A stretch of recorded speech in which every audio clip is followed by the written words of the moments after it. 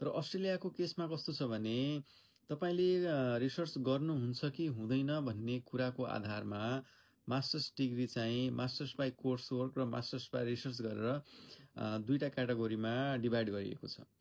Masters by course वर्कको कुरा गर्ने हो भने तपाईले ब्याचलर्समा अथवा चाहिँ अरू नन रिसर्च डिग्रीहरूमा जसरी एउटा सेमेस्टरमा सर्टेन सब्जेक्टहरू पढेर इक्जाम दिएर पास गर्नुहुन्छ त्यही अनुरूप मास्टर्स बाइ कोर्स वर्कको हकमा के हुने भयो भने 4वटा सेमेस्टरमा तपाईले एभ्री सेमेस्टरमा 3 देखि 4वटा सब्जेक्टहरू पढेर त्यसको असाइनमेन्ट थ्रु अथवा चाहिँ इक्जाम थ्रु तिनीहरूलाई पास गरेर त्यसरी तपाईको डिग्री कम्प्लिट हुने भयो।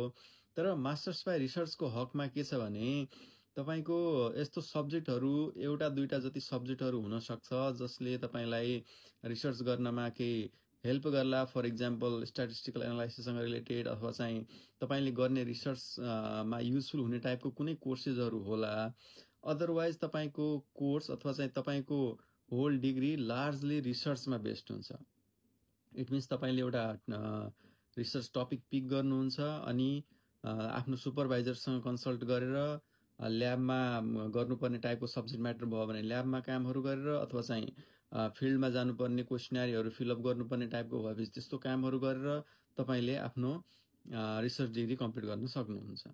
तर मास्टर्स बाइ रिसर्च भित्र पनि युनिभर्सिटी अनुसार कस्तो खालको कोर्स स्ट्रक्चर अथवा चाहिँ कस्तो खालको रिसर्च प्रोसेस हुने भन्ने कुरा स्लाइटली डिफ्रेन्ट हुन सक्छ। मेजरली हेर्दाखेरि लार्ज रूपमा हेर्दाखेरि के हुन्छ भने कलेजेसहरूमा 1 वर्ष जस्तो तपाईले कोर्स वर्कमा पढे जस्तो पढ्नुपर्ने हुन्छ र सेकेन्ड इयरमा मात्रै गएर तपाई फुल्ली रिसर्चमा इन्भल्भ हुनुपर्ने अवस्था हुन्छ।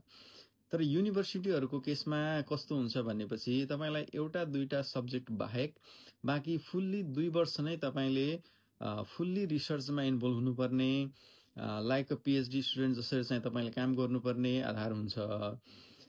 त्यसकारणले समग्रमा बुझ्दाखेरि के भयो भने मास्टर्स बाइ रिसर्च भनेको लार्जली रिसर्च बेस्ड डिग्री हो।